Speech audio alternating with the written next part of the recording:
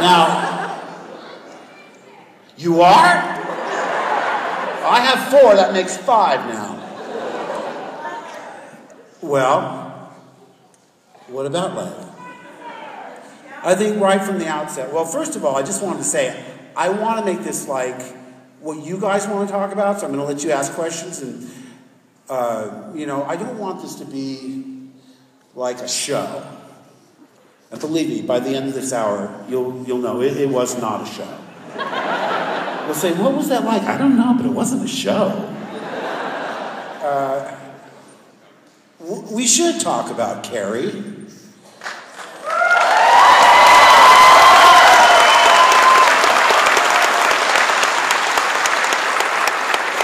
Sometimes there are people that come along in your life that make such an indelible impression on you, whose energy and spirit just blaze so brightly that the fact that they're physically not with you anymore doesn't diminish their impact in any way.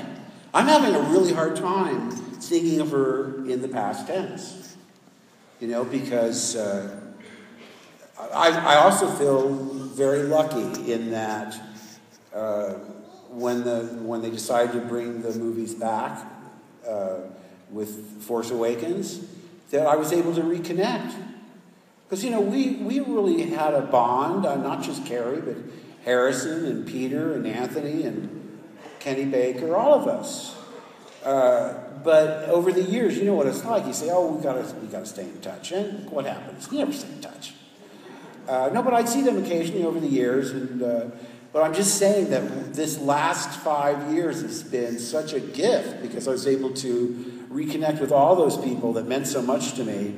And listen, I'm enjoying this so much more now than I did when I was in my 20s. Because, I have some perspective now. And I have to say, people say, well, you're just pandering to the fans. Listen, I said, these people are more supportive than my own family members. Seriously. Because they're with you when you're doing well, they're with you when you're not doing so well. And, I genuinely believe, obviously, that I wouldn't be sitting here if it weren't for all of you guys. So when I say you're more than fans, you're family, I mean that literally.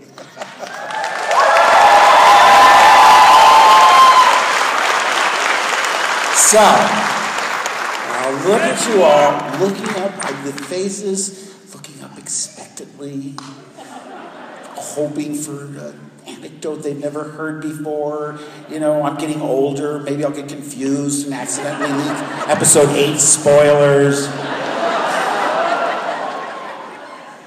But the thing is, we can talk about pretty much anything except for the movies that haven't come out yet. So, I can talk about everything except for episode 8. I went and visited the Han Solo set twice. Can't talk about that. And I visited the Colin Trevorrow, is going to be directing the next one, episode 9, and he brought me to the set of Jurassic Park. The Jurassic... What was the last one? Jurassic World? Okay, it's the dinosaur movies. So whatever they're going to call that one, they don't even know, what they're going to call it. I think they know, but they can't tell me. So I visited that set twice, and that was great fun. But other than that, so I can't talk about that. What should we talk about? Well, this is Dallas. Who knows any good barbecue places? Anybody? Any natives? All right, you should jot them down and leave them at the door. I saw something that really upset me today. We were flying in, and I don't know whether you've seen this. What's up with cheeseburger-flavored Oreos? Have you heard of this? I said this must be like a practical... This is like an April Fool's gag, right?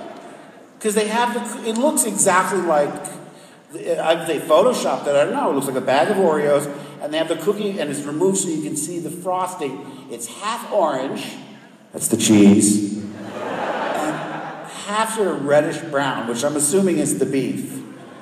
But I know.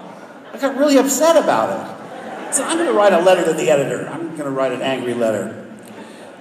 Because some flavors, you think, well, it's Halloween. Why do they have pumpkin spice? I can get that. But who really... Did anyone want a cheeseburger-flavored Oreo? Please. It must be a gag. Just the idea made me gag. So, I could just keep walking, randomly, stream of... Oh, what about it? This is, look, it was hard doing Killing Joke because you'd have 8-year-olds coming up to you going, I can't wait for the new Joker. Like, oh, don't watch it. I had a very unusual experience with this because, in the old days when we did the original Batman series, the whole cast would be there and you'd start on page 1 and you'd read it through like a radio play. It was great and everybody was there. Because, if you're a musician, you want to hear how the other musicians play, you want to hear their rhythms, you want to get a feel for how... And now everything is micromanaged. They record everybody separately. So I didn't work with Tara doing Harley. I think we did a little footage just for publicity with Kevin and I, both at the microphones, but we never worked together, not like in the old days. So I don't know that I read the whole thing, because, here's what happened. They sent it to me when I was in London doing 8, and they said, you have an interview with so-and-so on, I forget what day, Thursday, Friday, something like that. So I said, fine. And they sent me the disc in the mail. But I was really working on 8, so I was really focused on that. And then I got home, we had night shoots. That's where you get picked up in the late afternoon, you get driven to the studio, and you get ready, and then you start shooting when the sun goes completely dark. And you shoot until the sun comes up the next morning. And then you go home and you try and sleep all day. It's like vampire hours. And when I got home one day, I realized, oh my gosh, when I get up today, I have that interview with that person from the magazine. I better watch it right now. So I went into the basement. It was, 5:45, 6 a.m. And I put this thing in and I watched it all by myself. Now, if I watched it with you guys, it would be probably much better for me to get a feel for what it's like. Because I'm telling you, I watched it alone, and it just weirded me out totally. Especially I went, when Batman and Batgirl, I said, wait a minute, I don't remember this. Maybe they gave me a separate script. Written for the elderly and the hard to understand. Because I don't remember that so much being... But that's the problem. For the real Killing Joke purists, the real Alan Moore aficionados, that was my idea. I said, let's do it as a book on tape. Then we could do every single word, every syllable, just be accurate for what it is and just add sound effects and music. But of course, Warner Brothers explained there's no profit margin in books on tape, and so for the longest time I didn't think they were going to do it. They only agreed to do it when they figured out a way to make it an animated movie by, making it part of a larger story. So again, I've only seen it once. I thought it was weird. I thought it was very upsetting, and I went upstairs, and I was really tired, but I couldn't go to sleep. I was like, ugh. What was that all about? Well, but it's sort of come full circle, see, because now I'm back doing something called Justice League Action. And it's meant for young kids, So, that's sort of like what the Batman animated series was originally like. I get these letters from kids going, why don't you kill more people? You're all bark and no bite. But it was, it's standards and practices. It's, what they call censorship. But it was made for children. He was constantly shaking his fists and threatening. But, it got progressively more grim and adult as they went into the Arkham games, which are, they say for mature audiences. I love that, 16-year-olds. But it means something. It means it's not for young children. I totally get that. But so, I mean, because I get these scripts and go, can we say this? I mean, wow, that's pretty harsh stuff.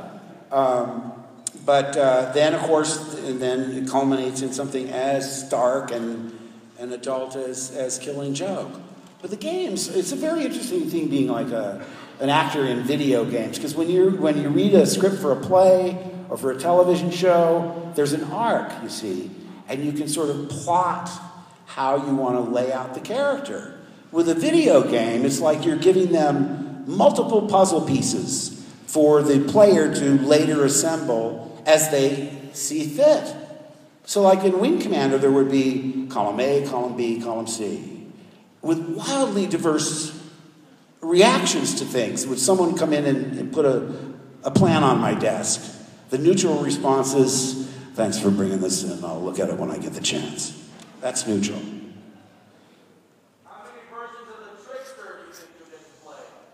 Well, aren't there like 19 Earths? There's so many, it's hard to keep track of. I totally forget. Listen, I lost the thread of... I was watching The Flash when it came back because I wanted to see how they used John Wesley Shipp. And so I was following it totally, and then I lost the thread this season. I'm especially mad I missed David Dastmalchian as Abracadabra last Tuesday. But I'll have to pick it up in reruns. So anyway, going back to the video games. You do the neutral. That's very interesting. I'll get back to it. Blah, blah, blah. Now, the positive reaction is, "Why, this is brilliant. We'll implement it immediately. Call the commanders!" You know, you're really positive. And then the negative is, "I've never seen such a shoddy excuse for work in my life. Get out of my office!" And you crumble it up and throw it in the trash. Well, all I'm telling you this is that how do you build a character when you're giving them wildly diverse reactions to everything?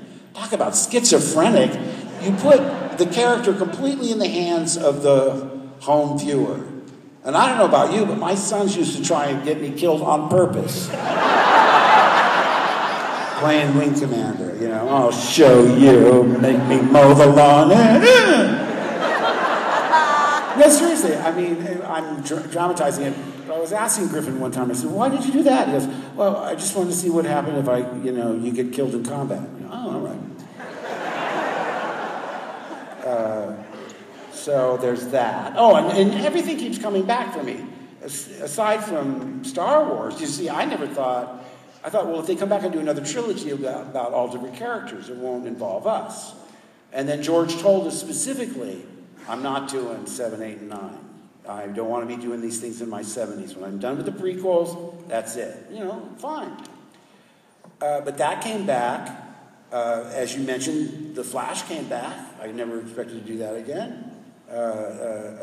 Wing Commander is now called Star Citizen. What a cast! It's got Ben Mendelsohn and Gary Oldman and Gillian Anderson, Jack Houston. Fantastic. I mean, they're great fun to do, but it's nothing that they taught you. It's unlike any kind of script I've ever encountered because they're this thick. Because you have to film every variation of what could happen. So, but it's great fun. Do you have any specific questions?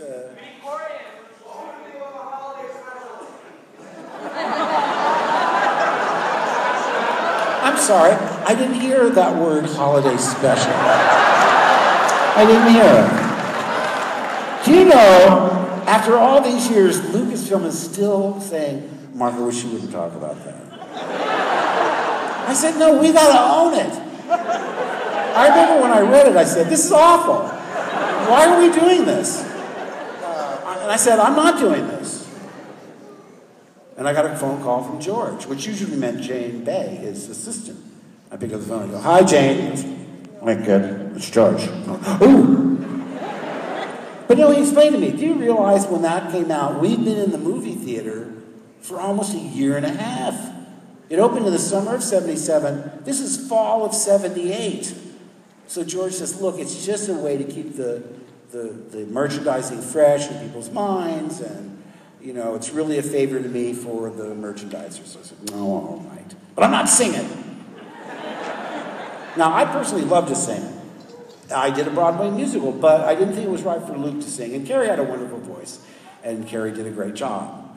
And again, it seems like we're coming full circle. I think Carrie would want us to remember her the way she was and be happy, to laugh again. She was all about having fun. It was impossible not to have fun around her. She was just, that's the way she was. And she appreciated the absurd, the craziness. I mean, I tweeted something, this is absolutely true. We were talking about one of my favorite scenes in Tom Sawyer, chapter 16, I think it is, where they all think Tom and Huck are dead, and they sneak into the balcony of the church, and they watch their own eulogy. And everybody's remembering how wonderful they were. They're so full of promise. They're almost moved to tears hearing their own eulogy. It always appealed to me, and I said to Carrie, I said, wouldn't that be great if we could go to our own funeral? She said, I'll tell you what, if you go first, I promise I'll heckle your funeral. See, now that's pure Carrie. Hilarious, irreverent, dark as all get out. And I said, okay, fine. And likewise, although I didn't follow through. We did have a private memorial for her, and like I say, you're going to see her. I mean, to me,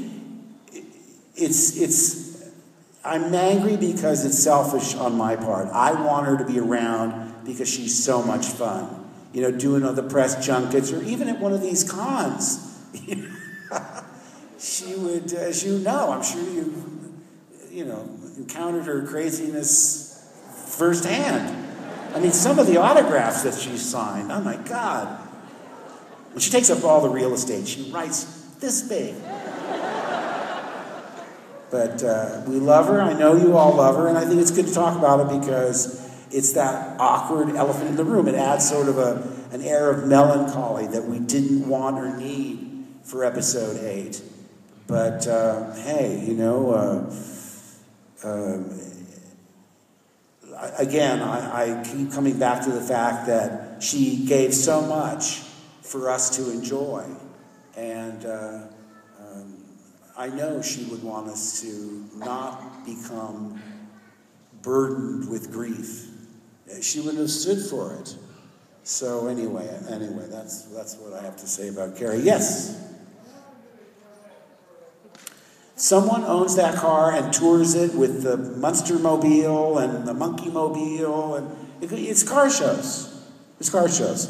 Of course, kids go. Did you get to keep the car? No, I didn't get to keep the car. And they had several. They had 2 or 3 or 4 of them to do various things they had to do.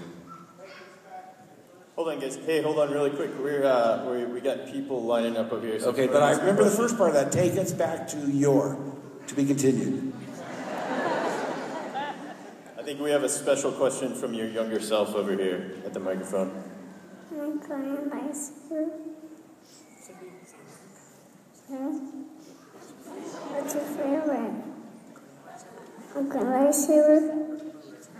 Okay, lightsaber. I like cherry lightsabers. Well, what's he saying now? Oh, there he is. All right. No, I'm sorry. I didn't really hear the question. What's your favorite color lightsaber? I like the rainbow lightsaber. Just because I know it makes you guys all go nuts. He wouldn't commit to a color.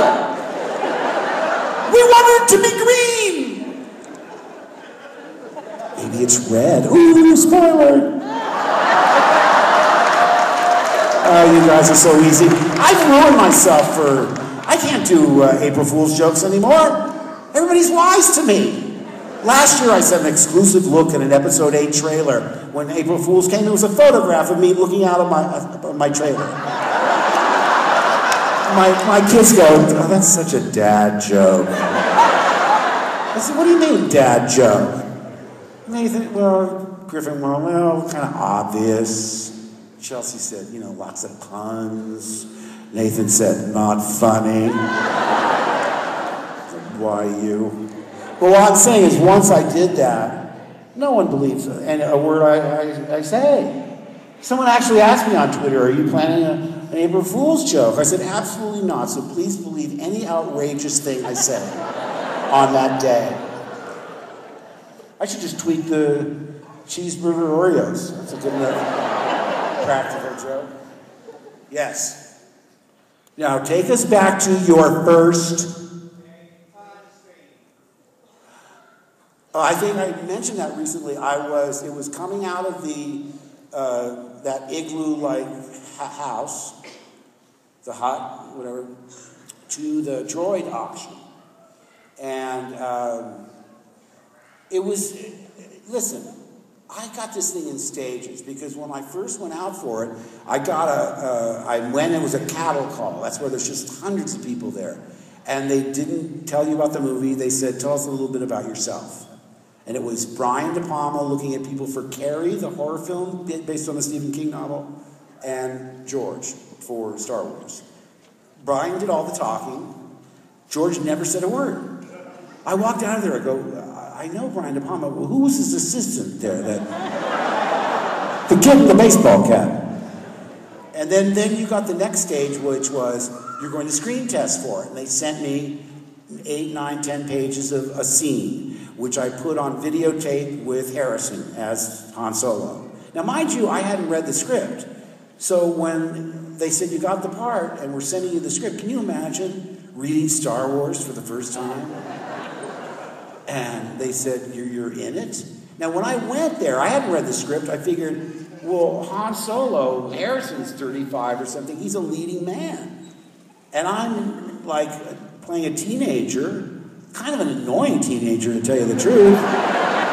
So you could understand why I didn't think I was I kept thinking, wait a second, because you open up the title page. This is actually what it said.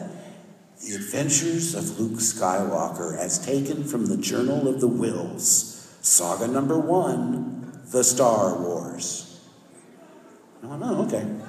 So I start reading this thing, and I'm telling you, I imagine it must have been like somebody reading the manuscript to Wizard of Oz for the first time. You're just going, oh my gosh, because it's powerful. Now, we didn't have the special effects there yet. We didn't have any visual. I mean, it was all in what I was reading. But I was just transported. And I was thinking, wait a second. If Harrison's playing Luke, who am I? And then I get to the part where I think he's Han Solo. Oh my gosh, it's from I called my agent. I said, who am I again? She said, you're Luke. I said, oh, you're not going to believe this. It's just unbelievable. It's everything I love. I mean, floating cars and light swords and robots and scary guys and I listen. I was a famous monsters kid. I loved Ray Harryhausen and the original black and white King Kong. I mean, I was just so into this kind of stuff. Of the three of us, of Carrie, Harry, and Harrison and I was the only one that was excited when our faces were masks on the back of cereal boxes. Say, you guys look cool on the back of C-3POs. Harrison's like, yeah, whatever. I said, no, it's really kind of neat, isn't it? No, but as I went to various things, they said, okay, you're going to go in and have your wardrobe fitting. So I go in for wardrobe, and I see these Ralph McQuarrie paintings. You've seen them now. And I go, oh my God, that's the first visuals I ever had of what it was going to look like. And I'd read the script, so I went, oh my God, 3PO looks like the Maria from Metropolis, and Darth Vader kind of reminiscent of Doctor Doom. I had all my comic book references. I was just going nuts. Now, I had no idea, after we filmed the movie and it was all over, and I saw the fantastic art direction, that beat-up, used kind of old Western feel to the picture. It seemed so real. Then Gary Kurtz picked me up to drive me in to do ADR, where you dub lines for, bad sound. And he said, oh, I've got the tape of the score that John recorded in London. You want to hear it? I said, sure. It's like a sports car, right? Bucket seats. He puts on the music. I'm telling you, I just was we pulled up to the location, and I was like in a pool on the front seat. I just could not believe how fantastic this music was. I don't know what I was expecting. Science fiction, sometimes they use theremins, or just, I don't know, mellotrons and electronic stuff. This was really full-blooded Alec Korngold music. It was like Captain Blood or those 30s pirate movies or something. It was just, I don't think he gets enough credit. I would say between George and John Williams and, of course, Ralph McQuarrie, that's like 90% of the movie right there.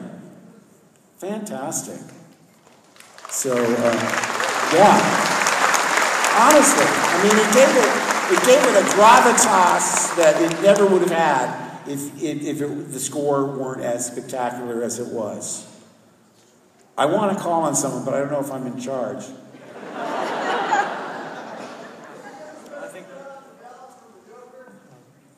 You want to hear from the Joker, do you?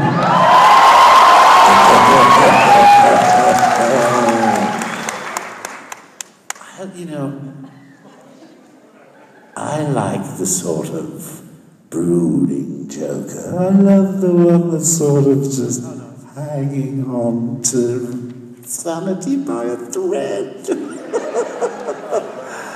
Hello, Dallas! Joker here, sending you my very worst.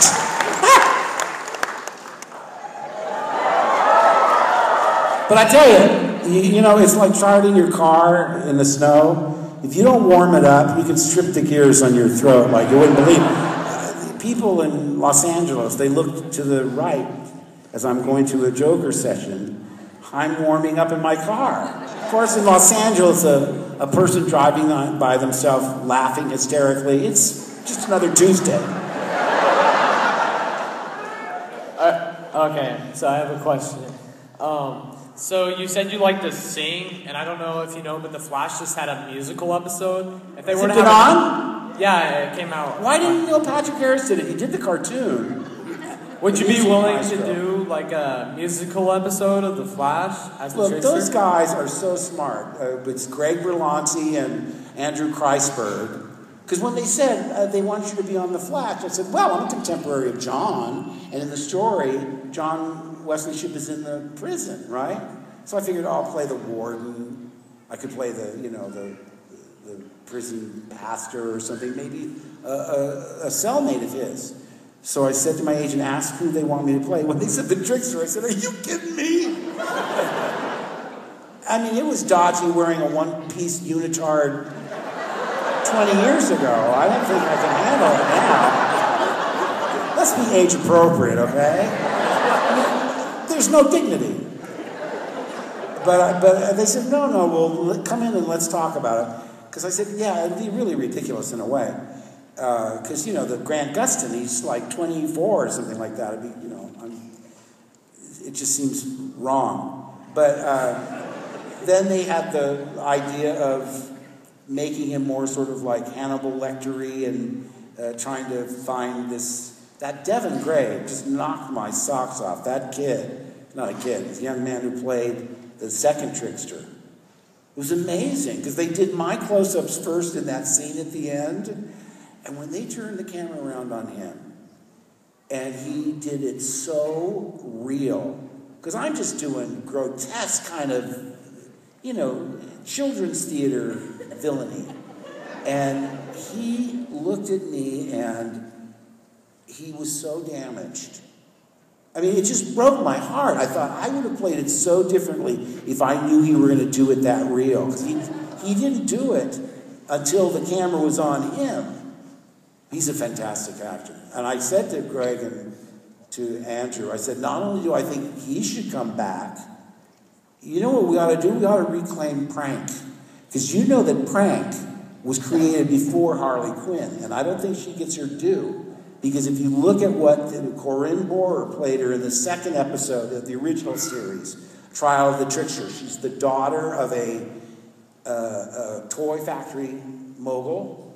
And she's a wannabe. She's totally in love with the trickster.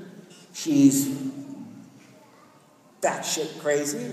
And she's like, becomes my henchwoman. Sound familiar? Because no, listen, nobody loves Harley Quinn more than me. And boy, Arlene Sorkin, when she first came out with that voice, we just fell off our chairs. She didn't have a name in the first Batman we did. She was just like Joker's henchwench or something. And when she came out with that Judy Holliday Born Yesterday voice, I got the chills. I said, we're in the presence of greatness. And all we could talk about later was, I said, you've got to bring her back. So, but anyway, I just thought it would be interesting because people will all accuse Crank of being, derivative of Harley Quinn when it's quite the opposite. And I saw Corinne not too long ago. She looks fantastic. And I just think it would be great to have, like, the trickster and his wife and the goofball son. Just, a train wreck of a family. So maybe we'll do something like that. Mr. Hamill, I have a question over here. I'm a huge fan. Love your work. Love the way you lost your hand to your father.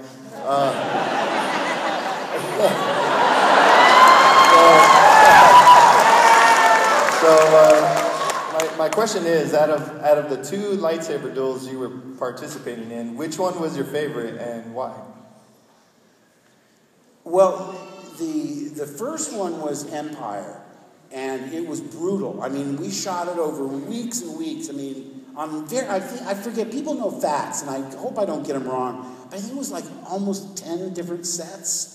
So, you do 3 or 4 days, and then they do 2 days of something else. It was spread out, and it was grueling, because, it was supposed to be set in a carbon freezing chamber, right? See, I'm so used to working in theater. I want to work, go over to this side now. Bye-bye. Okay, you can give me devil horns if you feel like it. What were we talking about? Lightsaber duel. Oh, lightsaber duels. So, I connected to family. Star Wars is family. All of us, we related to our own family. That's what's so relatable about these films. Sure, they're escapism, because you turn on the news and, well, these days it's like some political spy thriller, with Russians. And nobody wants that. We don't like reality. We want escapism. And whether you go to Narnia or you go to Oz or wherever it is, Middle Earth, we need this. It's like therapeutic for us to be able to cope with real life. So anyway, I related to family. Nathan was born when we were doing Empire Strikes Back. Griffin was born within a month of Return of the Jedi coming out. And then Chelsea came out for Slipstream, one of my favorite flop movies I ever made. And it's interesting. I like things that were not commercially successful. In some cases, more than things that were commercially successful. On television, the Texas Wheelers, it was way ahead of its time. No laugh track, sort of like an anecdote to how warm and sweet the Waltons were. We were cussing and liars and drunks. It was too ahead of its time, 1974. In those days, a comedy without a laugh track was considered innovative. They would do test audiences, and the audiences would say, well, it's funny, but nobody's laughing. You're too young to remember when comedies always had a false laugh track. So, on Broadway, Harrigan and Hart. Only ran a month on Broadway. It was one of my favorite parts ever. It's amazing. I mean, it only ran 6 weeks. I got a Drama Desk nomination out of it. It didn't run, but I never regret having done it. So yeah, well, you're talking about the lightsaber duels. See, I told you I should have prepared something, but I didn't. Yes, Corvette Summer. All right, so Okay, what was your favorite Joker line? I liked, without Batman, crime has no punchline.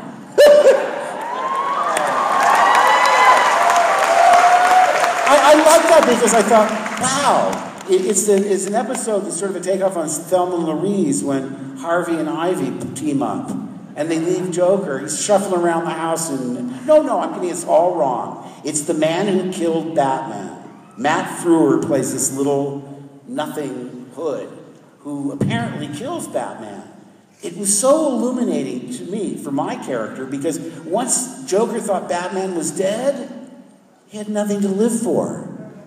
He had no raison d'etre, to use a toffee-nosed French term. But he was a sad case, just shuffling around the house in his furry slippers. But that meant a lot to me. Paul Dini wrote that.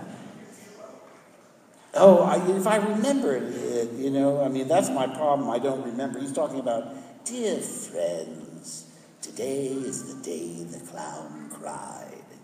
And he cries, I'm going up. I don't remember it very well. It's one of my favorite episodes, though, because in that eulogy speech, which, like I say, if I had at least done some homework, I would have remembered it. But it goes, it runs the gamut, because he starts out very pious. But he starts losing it as he's eulogizing the guy that stole his reason to live. And he just goes bonkers. If I come back, I promise I'll memorize it again. You know what's really hard is you guys know more about the movies than I do, honestly. Because I haven't seen the Star Wars films since they were in when the special editions came out. And I said, just send a copy to the house. I'll watch them when I get a chance. And my kids went, no, we got to see them in the movie theaters, right?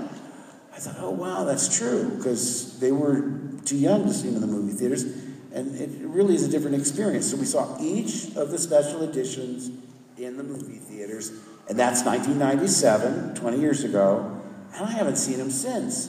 By the way, it's hard, I'm a professional liar. They pay me money to just lie and pretend like I'm somebody that I'm not. And I love that. But,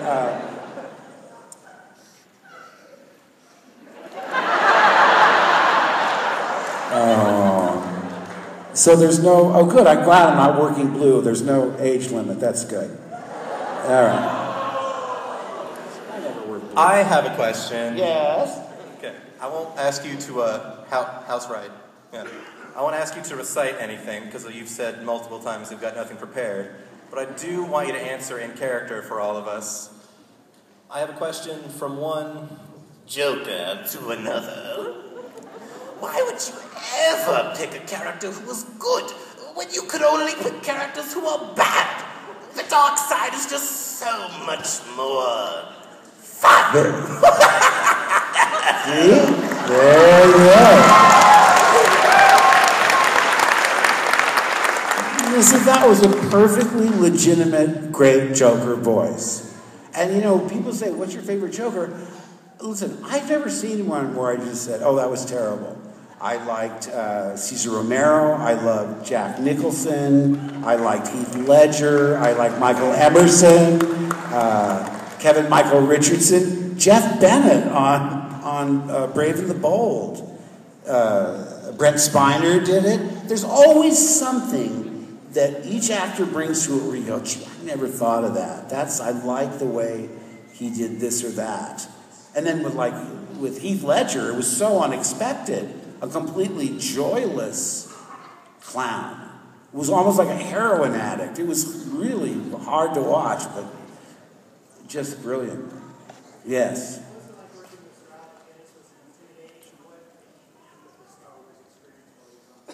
You all heard that? He's asking about what it's like working with Alec Guinness. Well, first of all, he invited me to lunch to meet me before we worked. That's already a good sign, because that means he cares about the other actors. He can just show up on set the first day, how do you do? Hit Your Mark. And he was the sweetest, gentlest, most wonderful, like the epitome of an English gentleman. So kind, so generous, and I'd be wanting to talk about the lady killers or the Lavender Hill Mob or Bridge on the River Kwai. I said, no. I want to hear about your career. What, a dog food commercial and a soap opera? Give me a break. No. He loved, first of all, he loved how irreverent American humor can be. And once I got over, because I was really tongue-tied around him, it was like being in the principal's office, like, gosh. But once I got relaxed around him, it was wonderful. And we stayed in contact. We exchanged letters years after the movie. When I'd go to London, he's been playing in the West End. I'd go see the play, we'd go out after dinner. And he was always lecturing me about loyalty. He would tell me stories about this one actress we gave recommended for a part, and she went all Hollywood on him, and I say, who was it? It's not important. It was Susanna York, wasn't it? Yeah, it was Susanna York. Because I could do, I have some knowledge about films, but he would always, he's too much of a gentleman. But he loved to laugh. We were in North Africa one time, and Lady Guinness. See, I could always remember, if you say something that's irreverent or unexpected, it usually gets a good response from Alec, who I kept calling Sir Alec, Sir Alec, Sir Alec. And one day he just leaned over and he said, he did my face, he went. I said, how? Why'd you do that? He said, I want to be known by my name, not my accolade. I said, what do you want me to call you? Big Al? You want that? He said, so he kind of did want me to call him Big Al. But one time, this is a true story. It sounds like a total setup, but it's true. And I thought, I only did it because I knew it would make him laugh. I didn't really think it through because it probably really offended his wife. But she was, that's Millie, you'll be meeting her later. A rescue pup, yeah. And we just rescued another one named Mabel. Yeah. Adopt, don't shop. We got these two off of death row. So anyway, she's sketching this mosque in North Africa, and one of the set security guys just went off. I mean, we thought he'd lost his mind. Oh, look who's here. How are you? Here, you want to get up?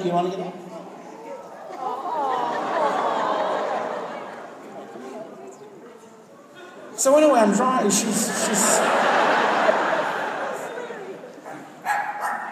You want to tell the story?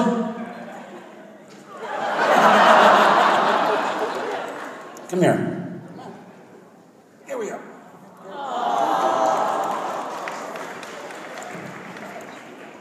So anyway, this guy just loses his mind. And he's screaming at us in Arabic mixed with French, I don't know what. He grabs the tablet out of her hand, pulls the page of the mosque that she was drawing, and rips it up and throws it down. We were just stunned. I mean, we later found out it's sacrilegious to draw a mosque. But we were Westerners. We didn't know what was going on. So we were sort of ashen-faced, and he goes stomping off. He was just livid. And Alec said to me, who in the world was that? I said, I don't know. I have no idea. Unless perhaps it's a local art critic. So, Mr. Hamill. He loved that. So Mr. Hamill, question for you. Was there a particular day or a moment from filming, whether it's the original trilogy, the new ones, any moment that stands out as being particularly fun or exciting? And first, though, can you give us the Force Awakens stare?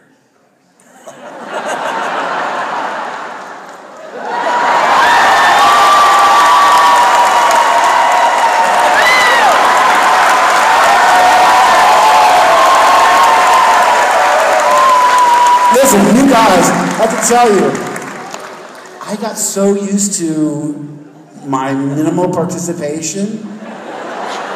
I said to Disney this time, I said, let's do what we did last time, where I don't go on Fallon or Kimmel or any of them. Like when they would go on, they went on Graham Norton, I went and visited Children's Hospital. I said, I'll go out there and do stuff, but we should do charities and stuff like that instead of, because they wanted me not to be seen. And by the way, people that have me sign the Force Awakens poster, don't you think I should just initial it?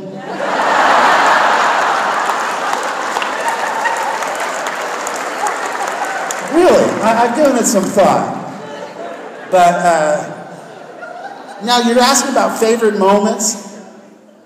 There would be moments where you would be filming and go, you'd seen this scene in every Tarzan picture ever made. When the Ewoks have the rope thing and we're all in that net. Listen, it was hilarious. Because we were trying to get ourselves positioned to be as awkward looking as we could. So, you know, I slid on my back and got my legs up and then hooked them outside the... We tried to get a range so as it revolved, you know, you had to time it. So Harrison goes by going, they think three feels of God. No, the camera's around, you know. You had to get in rotation, everybody right. I'd forgotten how much fun it was. And then you click on things on YouTube and stuff where like behind the scenes footage. So that was great fun because you'd seen it in a million Tarzan movies. The swing across with the princess. Have I told all these stories before? I probably have. You should just have buzzers where you go, Because really with the swing across, we were wearing harnesses. The same people that fly Peter Pan on stage, the flying boys. And so we were hooked together, we were each in different harnesses. And usually in movies, you know you're going to do it 4, 5, 6 times, sometimes ridiculously way more than you could ever imagine doing. On this shot, which I was really looking forward to, because it's fun to fly, right? 4 cameras running, 1 take, camera A, good, B, C, D, okay, moving on. I said, what a chip! Come on, really? You all got it? And the guy that was flying, I said, well, what's the problem? I said, well, I was really looking forward to flying. Oh, you want to fly? Disconnect Carrie from Mark. And they did, because we were hooked by a ring. And they got her down, and they proceeded to fly me all around the soundstage. I'm flying! Now, I was having the time of my life. You look down and you see George going...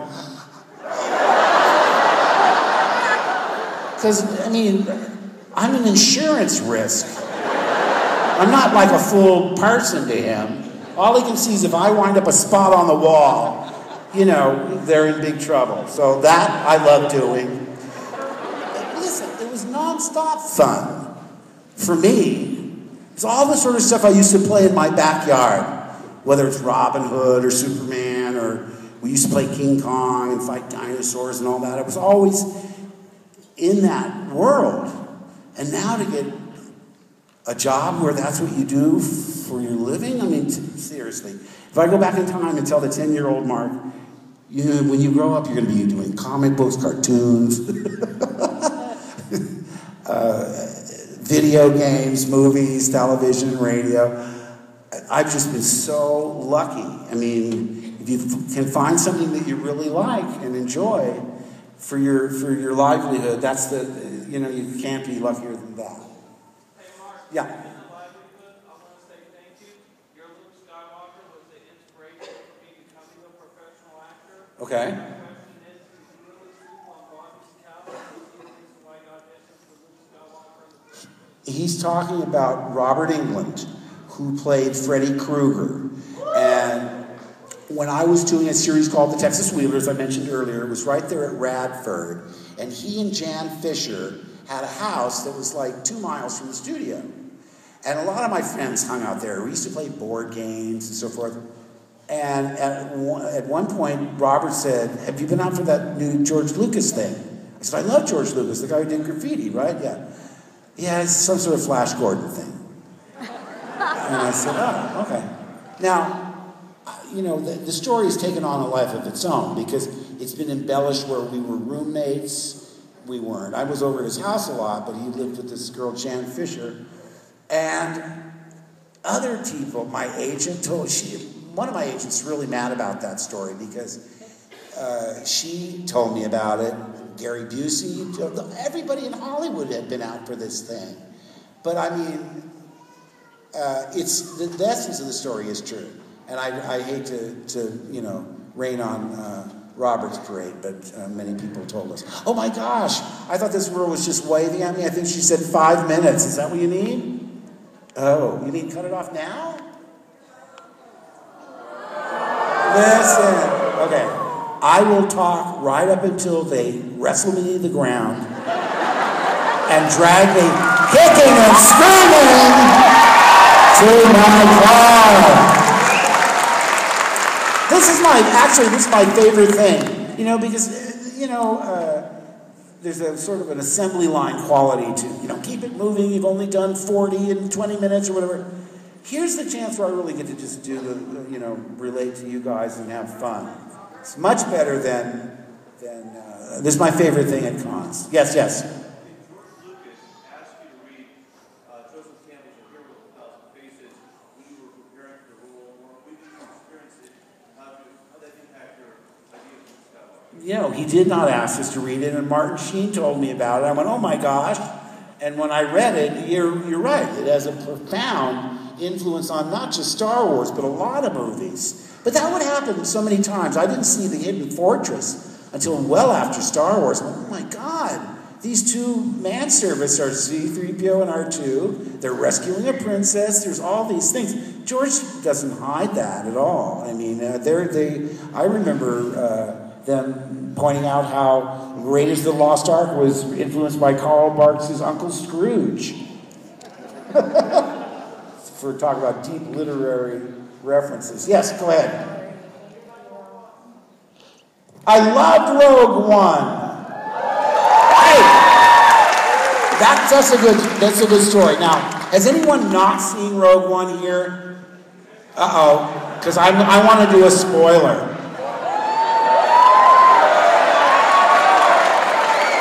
Because here's what happened. Let me tell you something. If I get invited to a movie set, I've never said no. In other words, when I go to the theater, they say, come during the intermission, they say, the cast would like to meet you after the show. I never say no. I always do it. But I never go and say, can I go backstage? Only if they ask me, you know, because I know what it's like to do 8 a week. I mean, it's a grind.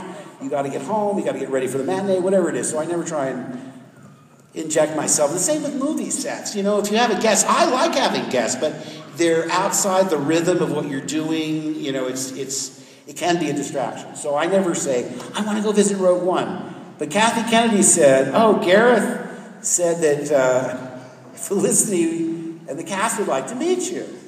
I said, oh, I'd love that. Okay. When is it? Thursday. So Thursday morning I got up, put on my olive green Godzilla t-shirt, shamelessly pandering to the director. And this is the 5 words. The worst 5 words, and for me, the worst 5-word movie spoiler I've ever heard in my life. Because when we were talking about it, I said, you know what's so great about these standalone films, Gareth, is you don't have to follow the 3-act form that the trilogies do. You know, they're standalone. This is like a gritty World War II. I'm assuming that the Han Solo, he's a scoundrel and a womanizer and a gambler. It's going to have a much more kind of a Tom Jones, roguish, fun feel to it. They can all have different personalities.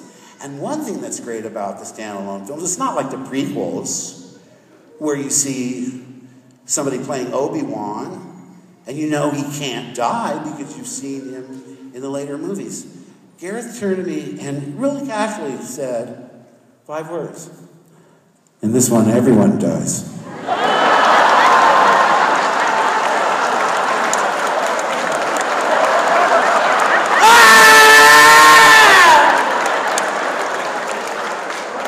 I can't tell you how much I hate you right now.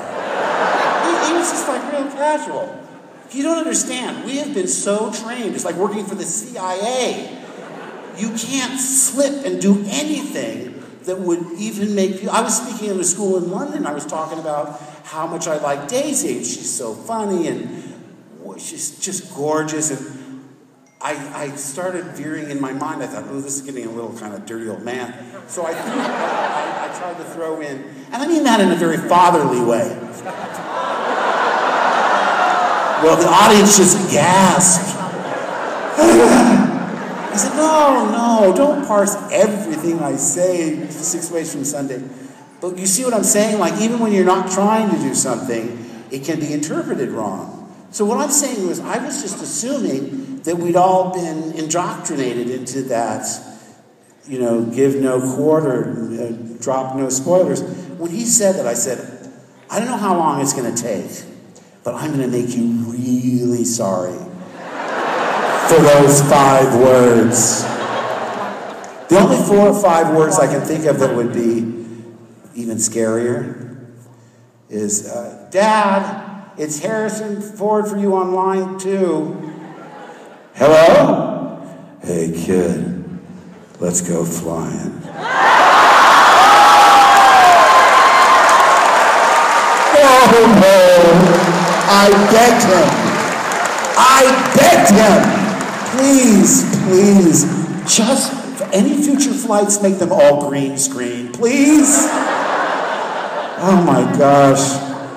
See, there's tragedy that turns into comedy. He lands on a golf course. What are the odds there would be actual doctors there playing golf? But seriously, yeah, spoilers. Thank you. And listen, I have to tell you something. One of the things that's so great about these movies is they are very optimistic films. They do talk about selflessness and doing the right thing because it is the right thing. Not thinking about yourself, but thinking about the bigger picture. And there's so much that can be used by young people. And obviously they grow up and they have youngsters of their own, and it's a generational thing, but it can be sort of corny. I thought it was so genius to have a character written into that first script that was a skeptic. Because you had Han Solo going, okay, religions and all that stuff. What, you don't believe in the Force?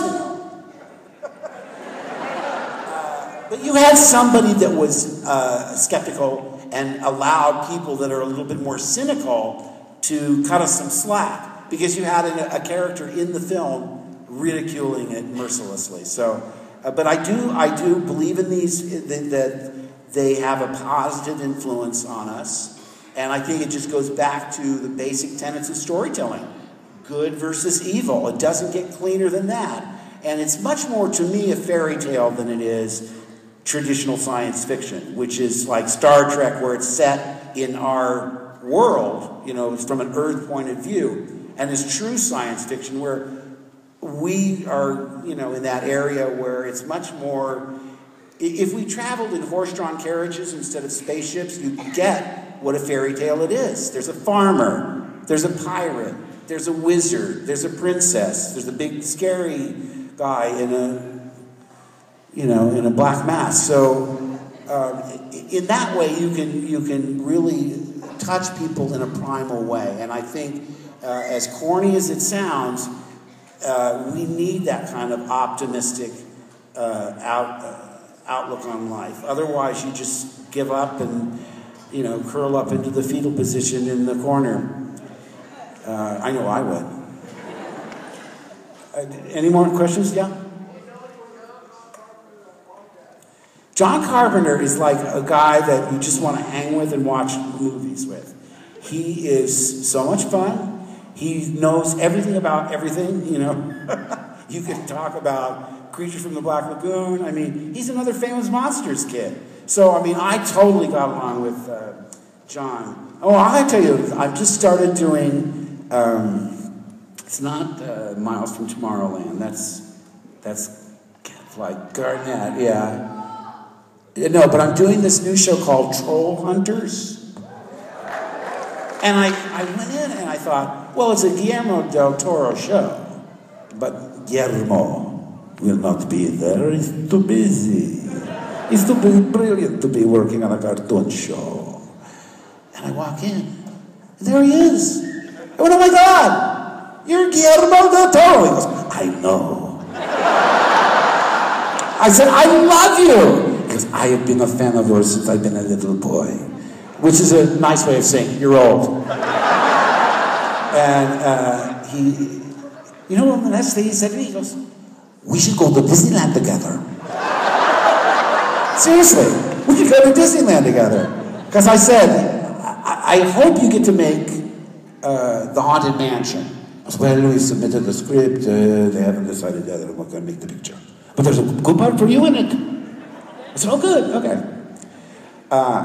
All we have to do is be a little bit better than the Eddie Murphy version, which is setting the bar really low. Oh, now, don't write hate mail about Eddie Murphy. See, I told you, I'm in the escapism business. I am a professional liar. I hope you follow me on Twitter. I'm at Hamill himself.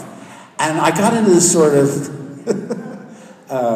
contest to try and get past 1 million before Carrie, see? So we're doing all these tricks. And I used to give her advice. I said, Carrie, don't write in emojis all the time. I mean, if it takes more than 30 seconds to try and make out 5 words, people don't have that kind of time. Or at least issue like an emoji to English dictionaries. Because, you know, I look at this thing and it's like, oh, wow, my eyes hurt. But I was finding all these tricks and things to try and goose my followers.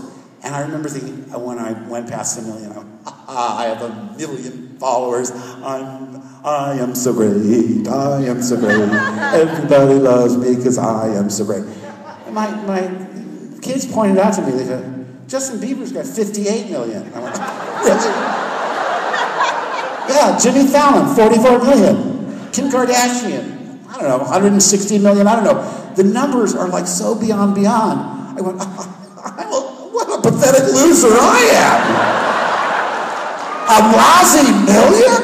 Who cares? I got so mad, I said, because, as Carrie said, instant gratification takes too long. Because I'll post something, and it doesn't do 1,000 in under an hour. It's a flop. Nobody gets me. Huh? All right, I hate to be the evil Sith Lord, but you're telling me off. I talked as fast as I could. Strike me down with all of your hatred. Listen, I hate to go away because this is my favorite thing. I mean, wasn't it like being in my living room? The way I talk to you? I want to treat you just like I would treat you if you were in my living room, except I'm not serving nachos and you can't use the bathroom. But other than that, it's just like you were over at my house. So thank you so much. I love you all. I will be here.